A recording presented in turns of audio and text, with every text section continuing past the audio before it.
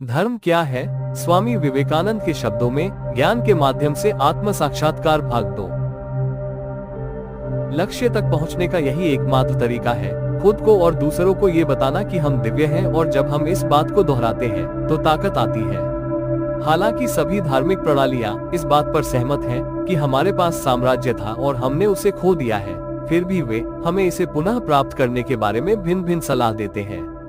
एक का कहना है कि आपको उस साम्राज्य को पुनः प्राप्त करने के लिए कुछ खास अनुष्ठान करने होंगे, कुछ खास मूर्तियों को कुछ खास रकम देनी होगी, कुछ खास तरह का खाना खाना होगा, एक खास तरीके से रहना होगा। दूसरा कहता है कि अगर आप रोएं और खुद को दंडवत करें और प्रकृति से परे किसी प्राणी से क्षमा मांगे तो आप उस साम्राज्य को पुनः प्राप्त कर लेंगे। फिर तीसरा कहता है कि अगर आप ऐसे प्राणी से अपने पूरे दिल से प्यार करते हैं तो आप उस साम्राज्य को पुनः प्राप्त कर लेंगे।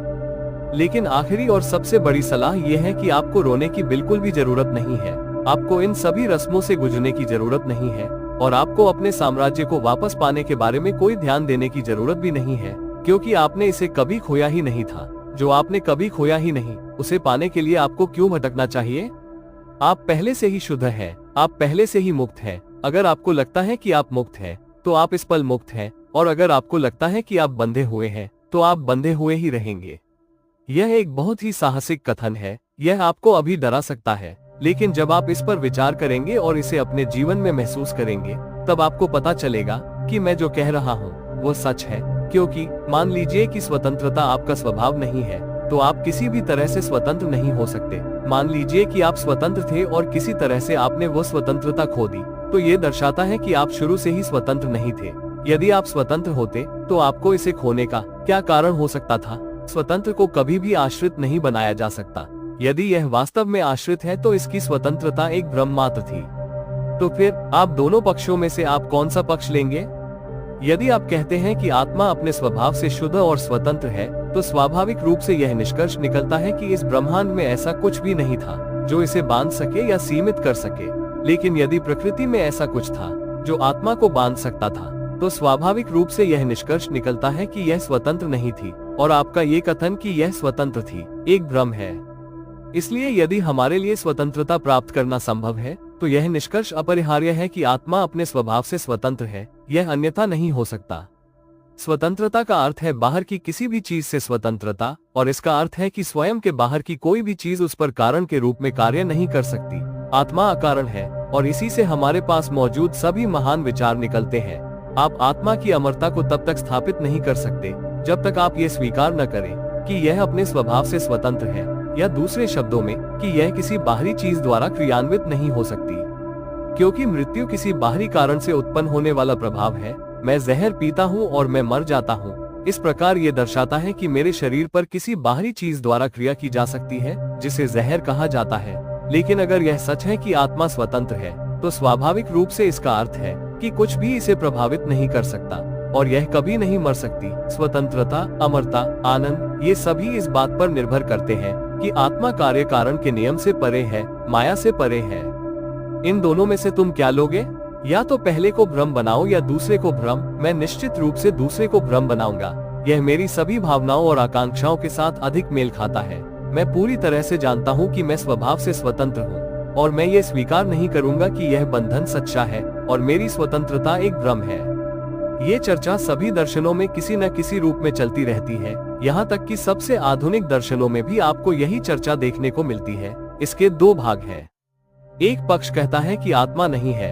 आत्मा का विचार पदार्थ के कणों के बार बार आवागमन से उत्पन्न भ्रम है, जिससे वह संयोजन बनता है जिसे आप शरीर या मस्तिष्क कहते हैं। स्वतंत्रता का आभास इन कणों के कंपन और गति और निरंतर आवागमन का परिणाम है। बौद्ध संप्रदाय भी था जो इसी दृष्टिकोण को मानते था और इसे इस उदाहरण से स्पष्ट करते था। यदि आप एक मशाल लें और इसे तेजी से घुमाएं, तो प्रकाश का एक चक्र बन जाएगा। वो चक्र वास्तव में मौजूद नहीं है, क्योंकि मशाल हर पल अपना स्थान बदल रही है। हम छोटे छोटे कणों के समूह मात्र हैं, जो अपने तेजी से घूमने से स्थायी आत्मा का भ्रम पैदा करते हैं।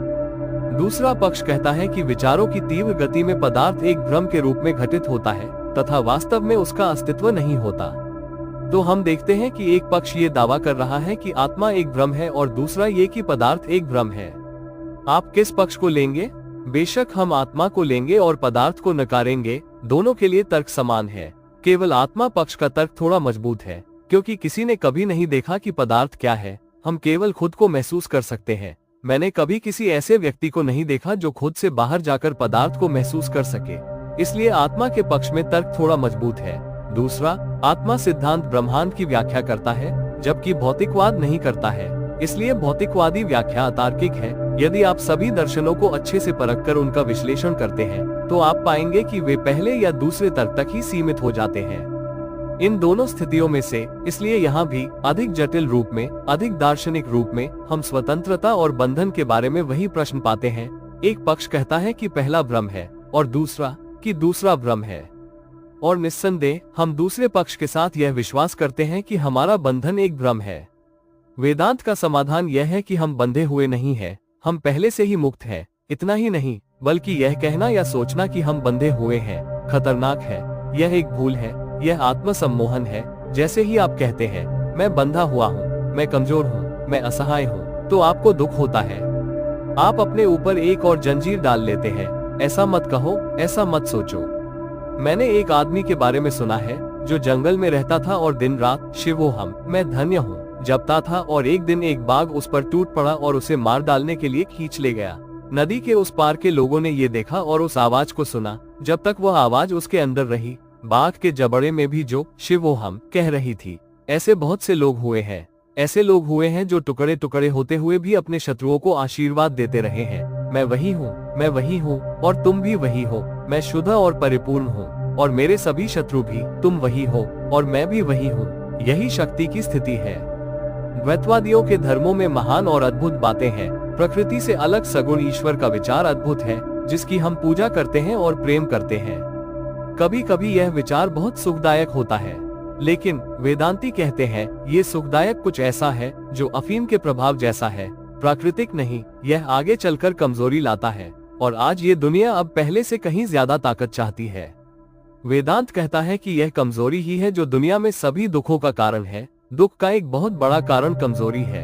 हम इसलिए दुखी होते हैं क्योंकि हम कमजोर हैं। हम झूठ बोलते हैं, चोरी करते हैं, हत्या करते हैं और दूसरे अपराध करते हैं क्योंकि हम कमजोर हैं। हम इसलिए दुख उठाते हैं क्योंकि हम कमजोर हैं। हम इसलिए मरते हैं क्योंकि हम कमजोर हैं। जहाँ हमें कमजोर करने वाली कोई चीज नहीं है, वहाँ न तो मृत्यु है और न ही दुख। हम भ्रम के कारण दुखी हैं। भ्रम छोड़ो और सारी चीजें गायब हो जाएंगी। ये बिल्कुल सीधा और सरल है। इन सभी दार्शनिक चर्चाओं और जबरदस्त मानसिक कसरतों के जरिए हम इस एक धार्मिक विचार पर पहुंचते हैं जो पूरी दुनिया में सबसे सरल है। एक विचार है जो अक्सर इसके खिलाफ जाता है।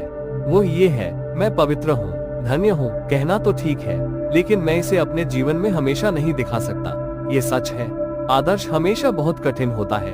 हर बच्चा जो जन्म लेता है वो बहुत दूर आसमान को देखता है, लेकिन क्या ये कोई कारण है कि हमें आसमान की ओर नहीं देखना चाहिए? क्या अंधविश्वास की ओर जाने से स्थिति सुधरेगी? अगर हमें अमृत नहीं मिल सकता तो क्या जहर पीने से स्थिति सुधरेगी? क्या ये हमारे लिए कोई मदद होगी? क्योंकि हम सत्य को तुरंत महसूस नहीं कर सकते, इसलिए अंधेरे में चले जाना और कमजोरी और अंधविश्वास के आगे झुक जाना। मुझे द्वैतवाद के अनेक रूपों से कोई आपत्ति नहीं है। मुझे उनमें से अधिकांश पसंद है, लेकिन मुझे हर उस शिक्षण से आपत्ति है जो कमजोरी पैदा करता है। यह एक ऐसा प्रश्न है जो मैं हर उस पुरुष, महिला या बच्चे से पूछता हूँ जो शारीरिक, मानसिक या आध्यात्मिक प्रशिक्षण ले रहा है। क्या तुम मजबूत हो? क्या तुम ताकत महसूस करते हो? क्योंकि मैं जानता हूँ कि सिर्फ सत्य ही ताकत देता है। मैं जानता हूँ कि सिर्फ सत्य ही जीवन देता है, और वास्तविकता की ओर जाने के अलावा कुछ भी हमें मजबूत नहीं बना सकता। और जब तक कोई मजबूत नहीं होगा, तब तक वो सत्य तक नहीं पहुँच सकता। इसलिए कोई भी व्यवस्था जो मन को कमजोर करती है, अंधविश्वासी बनाती है, उदास करती है, हर तरह की असंभव चीजों, रहस्यों और अंधविश्वासों की इच्छा रखती है, मुझे पसंद नहीं है, क्योंकि इसका असर खतरनाक होता है। ऐसी व्यवस्थाएं कभी कोई अच्छाई नहीं लाती। ऐसी चीजें मन में रुग्णता पैदा करती हैं, उसे कमजोर बनाती हैं, इतना कमजोर कि समय के साथ